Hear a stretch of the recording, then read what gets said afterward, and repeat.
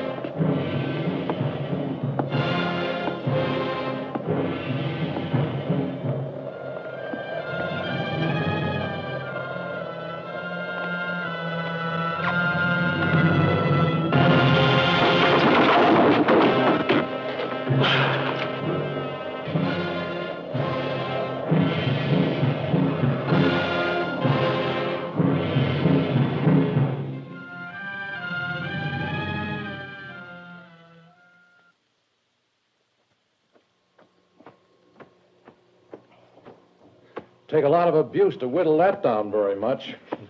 My friend, you'll never know the amount of abuse undertaken to get it there in the first place. He's right, Inspector. That's some kaposis you've got there. It's a good thing it wasn't you instead of Dr. Malthus up on the gallows. I doubt if they'd have found a rope large enough to carry out the job. Your humor overwhelms me, Mr. Sims. I hope you can put it to use in your own behalf. The next time your wife requests one of my sergeants deliver you from the floor of one of your favorite taverns. But your sergeant and I see eye to eye, Inspector. Don't forget, policemen can't have too many friends. I won't forget. Now that it's over, have you any regrets? I mean, in the way you handled the case. I never have any regrets when justice is served. Justice is part of my job, even if it gets distasteful ever so often. Well, it was short and sweet. The slate looks clean. However, I think the doctor was responsible for a lot more crimes than many of you officials gave him credit for. But you can only hang a man once. In his case, the penalty happened to be too light. Tell us, Mr. Detective, what you might have uncovered that the inspector here didn't. Well, take my sister-in-law, for instance. Those gifts she was receiving in the post, smelling water and silk things. She swore she didn't know who was sending them, and I believe her. So? Well, just what would you make of it? Did you encourage her to keep these things? Certainly not. They're the type of articles you'd find in a brothel. How exactly would you identify your sister-in-law in relation to women? That is, women connected with a brothel. I wouldn't identify her at all in that respect. But you automatically identify Dr. Malthus with the whole business. On what grounds?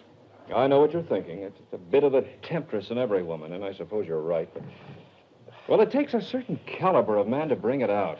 And there's only one, correction, there was only one of that kind around here. I take it you hold Malthus responsible for about every crime we've had lately. Well, what about those incidences that happened in Hombley a couple of years ago involving 3 different women? Now, they never did come up with anything in the way of evidence, did they? Mr. Sims, Homely crimes were written off long ago as due to a physical cause and nothing more. They never should have been referred to as crimes at all. Ah, but the deaths were attributed to something other than natural causes, weren't they? I'll bet they didn't even bother to find if they had any blood left in them. Of course, it's a bit late for that now. It's a bit late to pin it on the doctor, too. Well, as I said, you can only hang him once. Sounds like you'd like to have a hanging once a week. You know, Inspector, I've somehow had the feeling that you sympathized with Malthus. I still feel that way.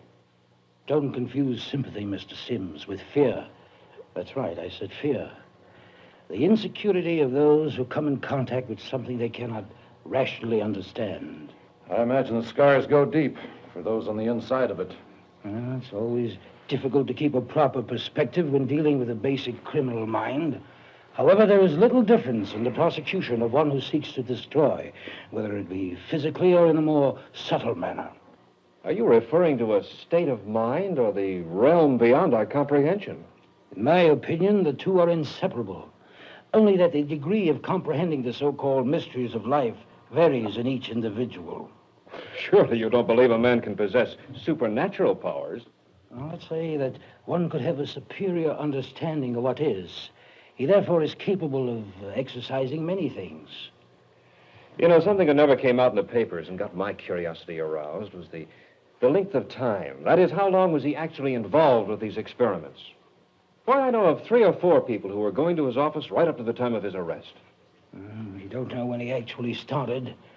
A lot of us would like to. It's a pity, I'd say, that a man like Dr. Malthus got into such deep water in the first place. He was a good doctor. He seemed dedicated, too. Many's the time that he came at midnight and even later when Ginny was ailing. Well, maybe she didn't have the type of blood he was looking for. Well, all the same, he's going to be difficult to replace, even though he did go balmy. Well, it's a good question to be raised about the extent of his condition. You think he wasn't insane? Well, he refused to be examined by all the court physicians. Perhaps that's an explanation in itself, Well, you don't imagine he wanted to be hanged. Now, no man would ask for that, crazy or not. He made no effort whatsoever to do anything about his guilt. Could be his conscience. Oh, that's one thing we established quite firmly. Dr. Malthus didn't feel himself guilty at all. He believed himself absolutely justified in everything he carried out. And you still question the fact whether he was balmy or not. Oh, Inspector, I'm surprised. Well, to be honest, I'm a little surprised myself. So it seems were many others, those that involved themselves to the extent of seeing really inside the case. There was much to be observed once you got beneath the surface. How old do you think Dr. Malthus was? Oh, I don't know. 30, 33 maybe? We uncovered the fact that it was 27 years ago that he graduated from medical school. Now, that means he'd been practicing here for at least 12. Matter of fact, I was still a sergeant when he first lanced a carbuncle on my neck. You know, my wife, Ginny, used to say, the doctor always looks so young. You're turning into an old man, but the doctor looks so young. She wasn't the only one to notice. And you honestly believe that these experiments with bloodlines gave him some sort of a fountain of youth? Well, I don't know what's possible and what isn't. A policeman looks for facts and lets the experts do the analyzing. In the case of Dr. Malthus, the facts, unfortunately, are still in that laboratory somewhere. The reports and his notes and such haven't been seen by any of us. His family absolutely refuses to let anybody in the house, and we have no legal right to search it. I'd say a lot of those doctors would like to take a look. You can bet on it. They all agree on one thing. Malthus was a most unusual man. He had secrets that perhaps none of us could believe possible. Whether or not there was any good in them is a question for the scientists, and it will take the best of them. As far as I'm concerned, it's a question that even the best of them probably will never be able to answer.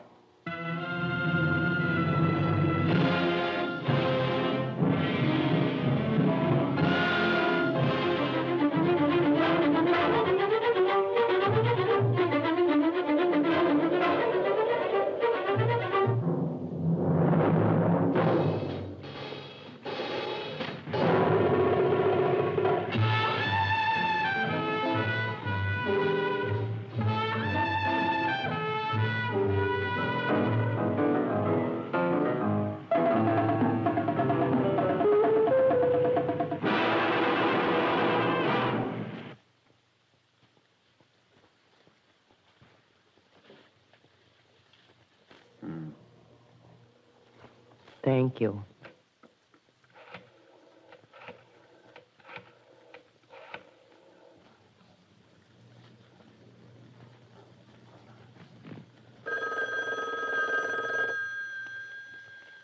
Oh, I'll get it.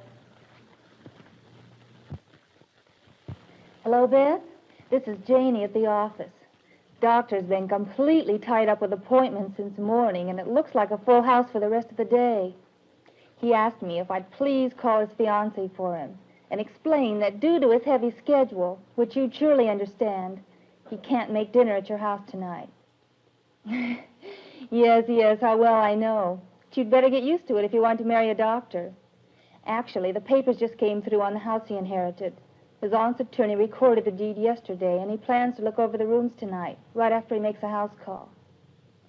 Don't ask me. He wants to see it tonight.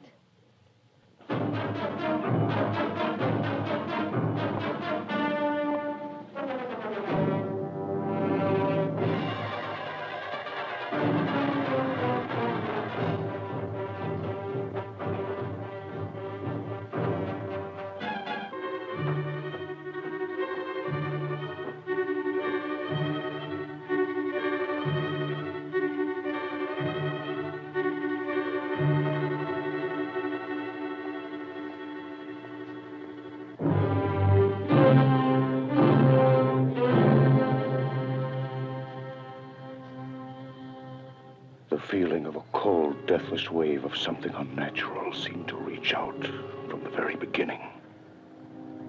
This, the house of Malthus, was his house, and his presence in it was unmistakable.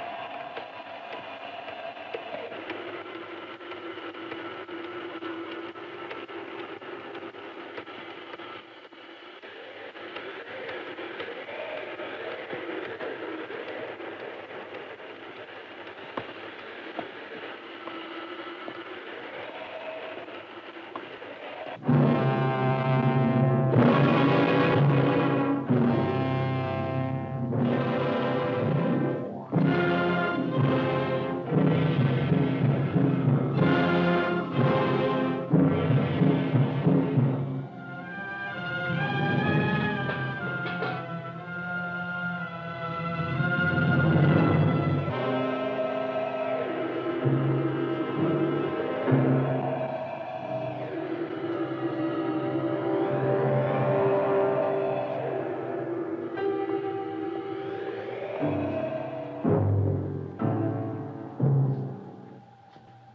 not possible. Possible? Fool, miser, coward. You haven't the strength to take life. I'll teach you of it. Mine, you see, is immortal.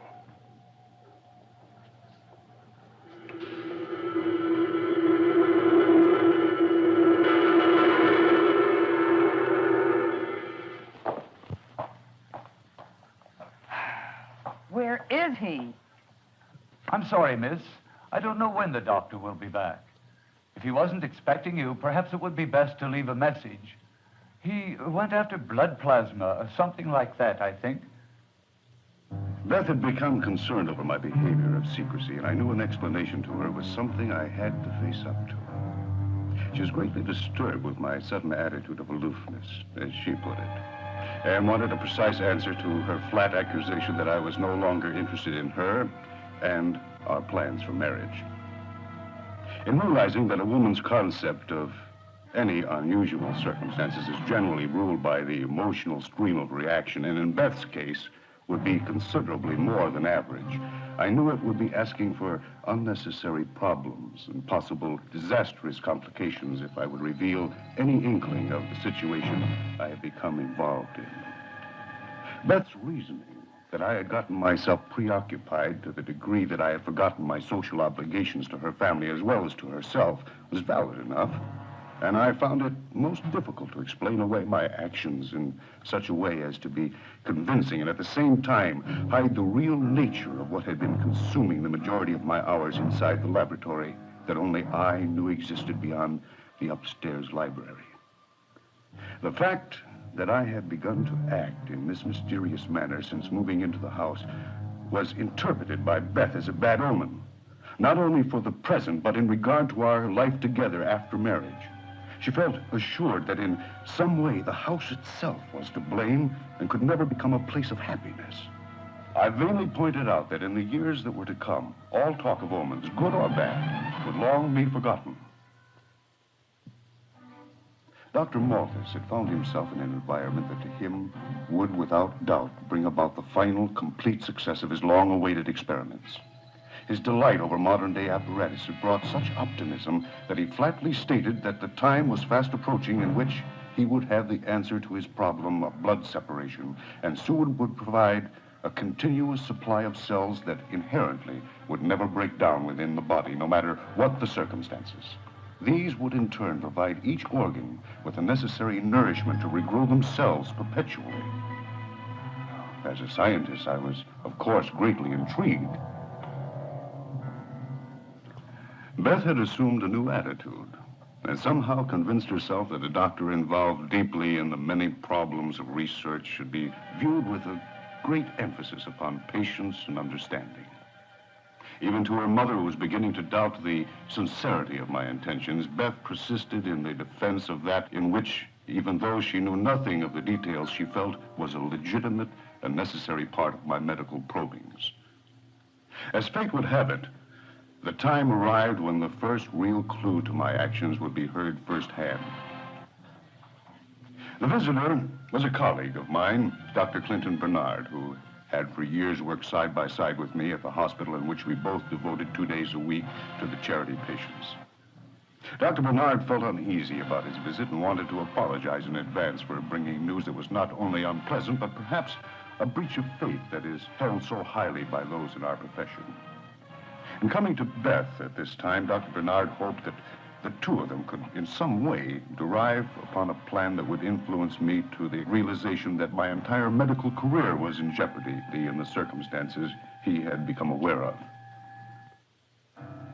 He told Beth quite frankly that I had been observed on 2 occasions inside the hospital lab during the hours in which everything is normally dark, and such entrance is strictly forbidden by anyone in the hospital employ. It was found that several vials of the rarest drug combinations were missing from the shelf, and also a great amount of plasma, and pure blood had been taken from the refrigerated vaults in which very few individuals had access to. But Beth was conservative in her evaluation of what she heard and was relieved that Dr. Bernard had come to her instead of the authorities. Her faith in me was admired by Dr. Bernard, but unfortunately not shared, as while he had not himself actually seen the act of theft taking place, there was little doubt in his mind as to who was responsible. Beth promised that she would take definite action at the earliest possibility in relieving all suspicions that, to her mind, were not at all justified.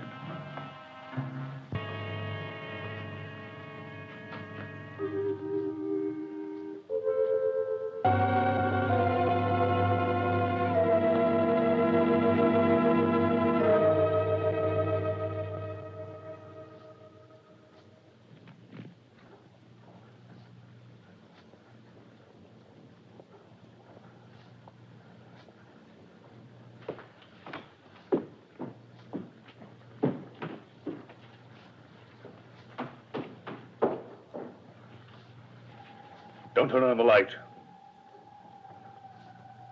What's wrong? I've begun to age. You weren't fast enough with the blood supply. I have it. Your plasma compounds are no use to me. Did you get it in the natural state? No. You idiot! Poor, weak fool!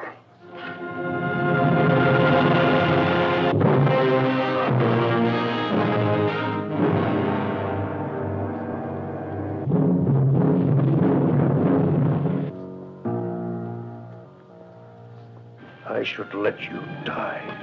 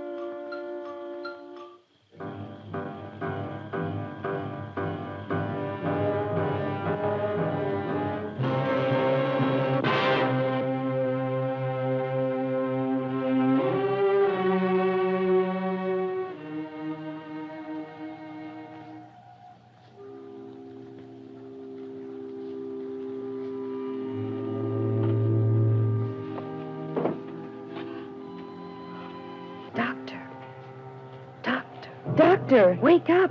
Doctor. Doctor.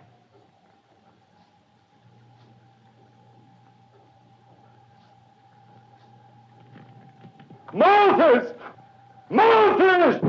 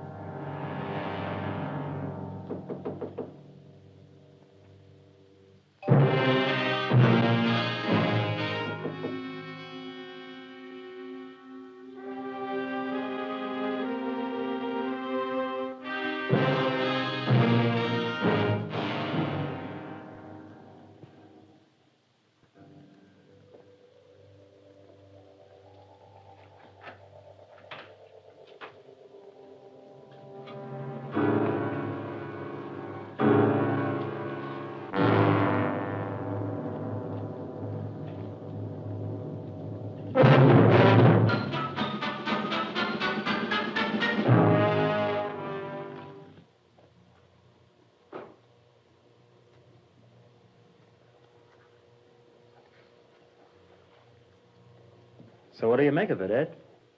I don't know. Could be a simple case of elopement. Could be those people who reported it to the police overplayed everything. Then again, all this hullabaloo in the papers could be legit. But the trouble with the papers, they always play every story to the hilt. Always go the same route. Well, I double-checked every crank call that came in last night, especially those out of the Hancock Park area. Nothing. Did get one, though, that kind of made me sit up and do a double take. Oh? Well, that's the kind of a thing you'd throw me out of the office for. Well, come on, let's hear it. Look, Ed, I don't want to wake your old so this early in the morning.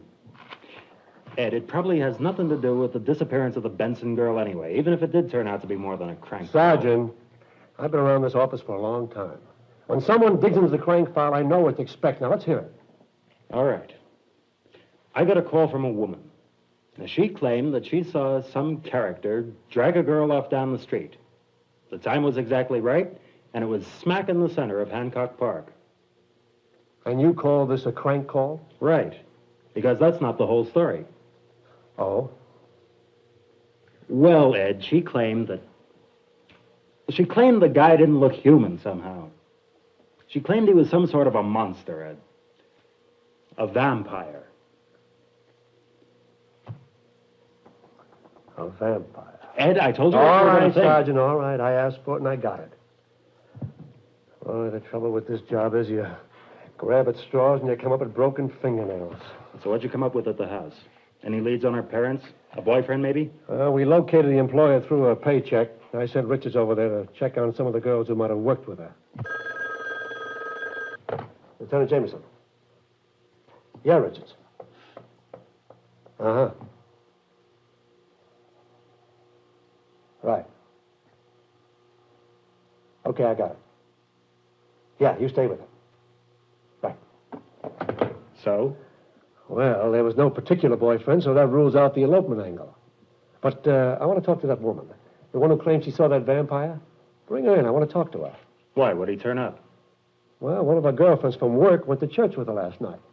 And before they went home in opposite directions, she claimed she saw a figure behind some trees.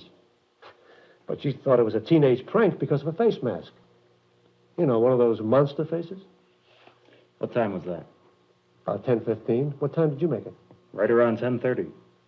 Uh-huh. You know, Ed, it sounds as if he'd almost gone there to wait for her. Who were the officers that made the call? Delaney and Fisk. Now, they ran a patrol around the entire circumference of Hancock Park between 10:40 and 11 o'clock. They double-checked with the patrolman on duty in the grounds. He'd just gone on his shift, but he told them that the man before him had reported everything was quiet. You know, there's no possible place to park around there. There's none permitted, none for miles around. Now, that would pretty well rule out the possibility that she was dragged off in a car, wouldn't it? And maybe she's still in the neighborhood. What, in a house a few blocks from her own apartment? He'd have to be a nut to pull a stunt like that. Well, who else would wear a face mask? Any way you look at it. Kidnapping isn't what the well-balanced citizen will participate in for sport. Right. Lieutenant Jameson. Well, how long has she been waiting? All right. All right, send her in. I'll talk to her. Oh, stick around.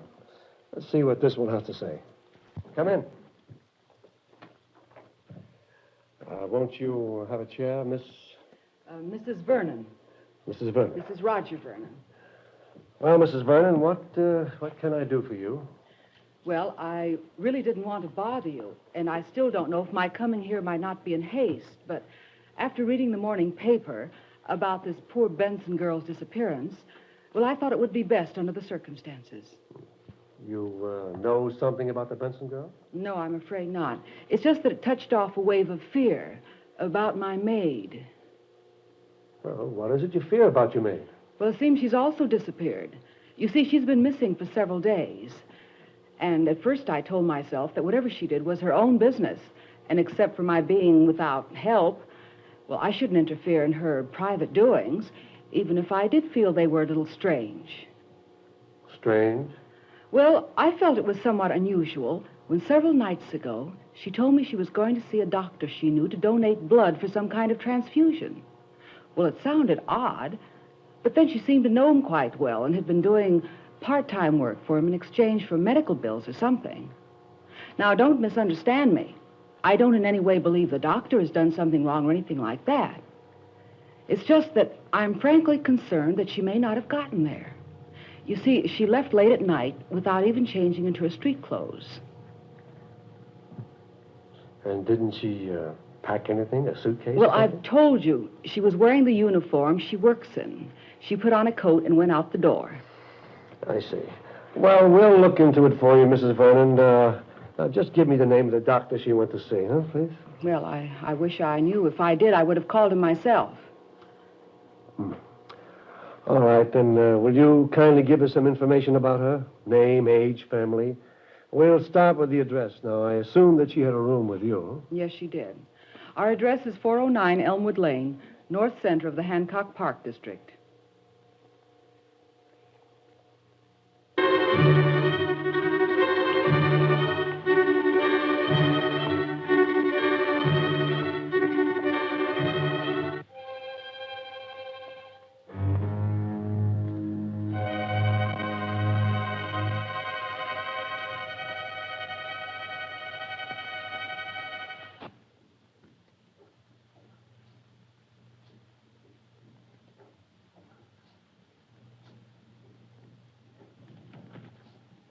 Give it up, Malthus.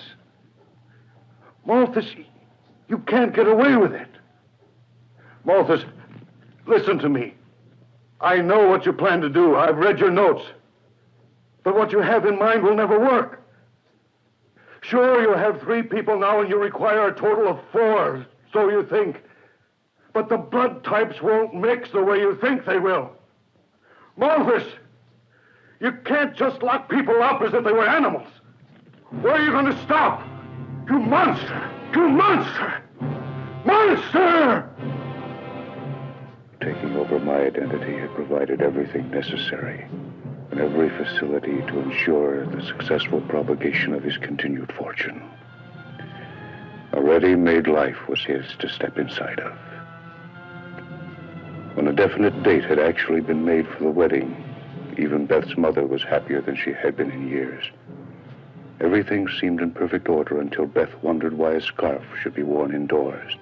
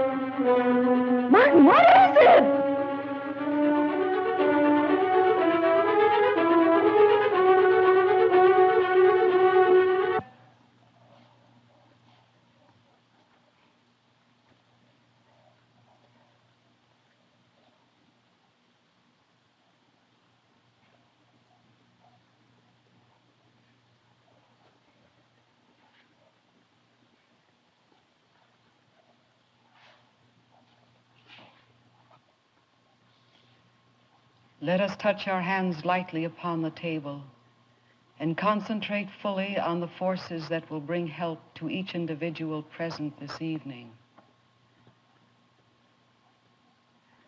Let us pool our strength and our vibrations so that each one may concentrate his mind completely and without reservation into the one channel of harmony that will lead us into the realms of ether. Let us put our minds into the one channel and our bodily vibrations into one unified force. Let us concentrate with our being, with all our thought power,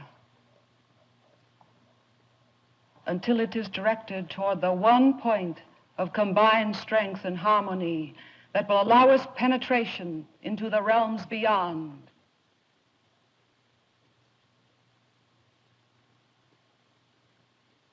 I believe the current is forming in which our minds may travel upon. May we have the first question, please? I'd like to know if it's possible to locate 3 missing documents pertaining to the estate of my uncle. It seems he was the only one who knew where the documents were hidden. Can I have some information on this? We will try.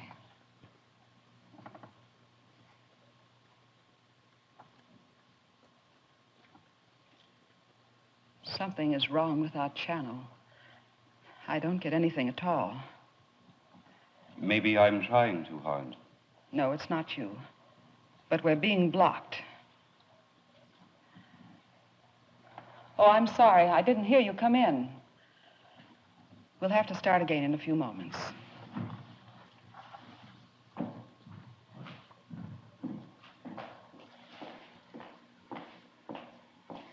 I'm glad you came. I had a radio call to come, but I didn't expect anything quite like this. Frankly, I'm a bit surprised. Won't you sit down? Thank you.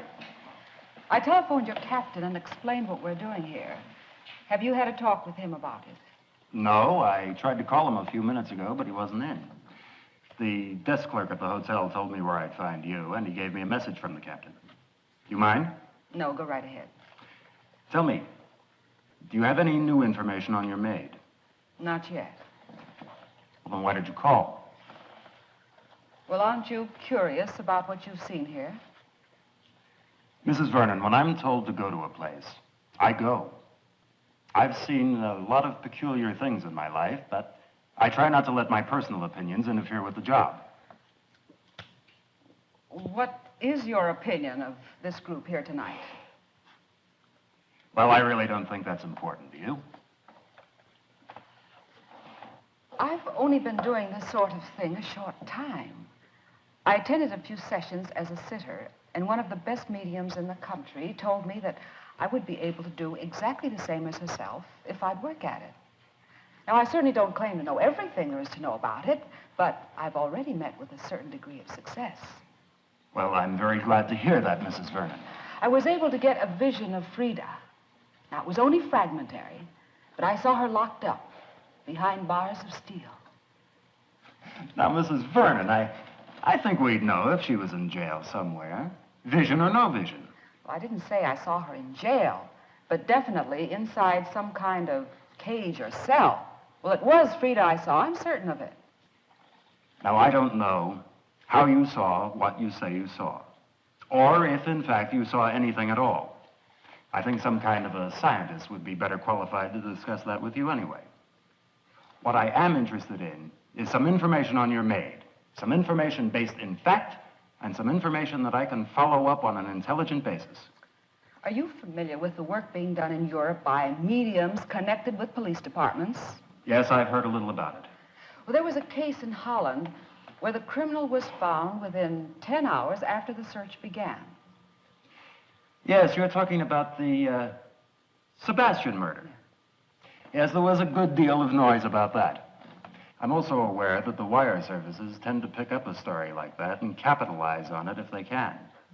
Unfortunately, they tend to play up those items that are hottest in news value and to play down the routine matters that are a little bit dull by comparison. I'm not completely familiar with the Dutch police or all of their procedures, but I'm sure that this medium was not the only factor that brought the killer in.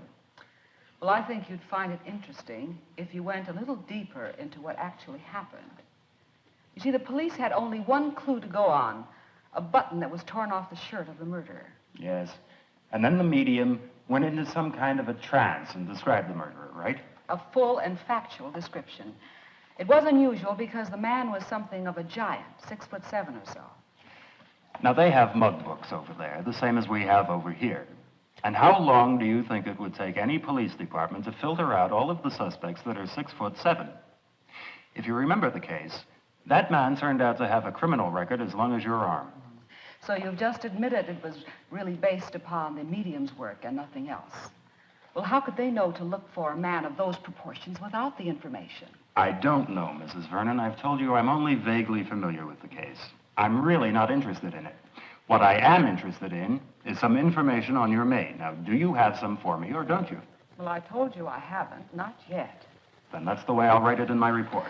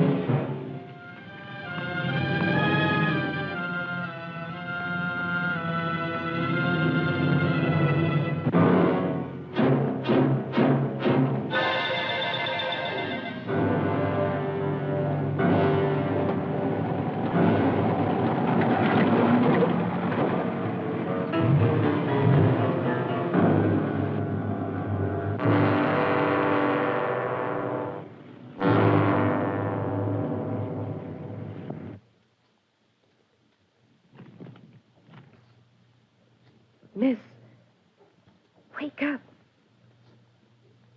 Wake up. You're the only one who can reach the keys. Try it.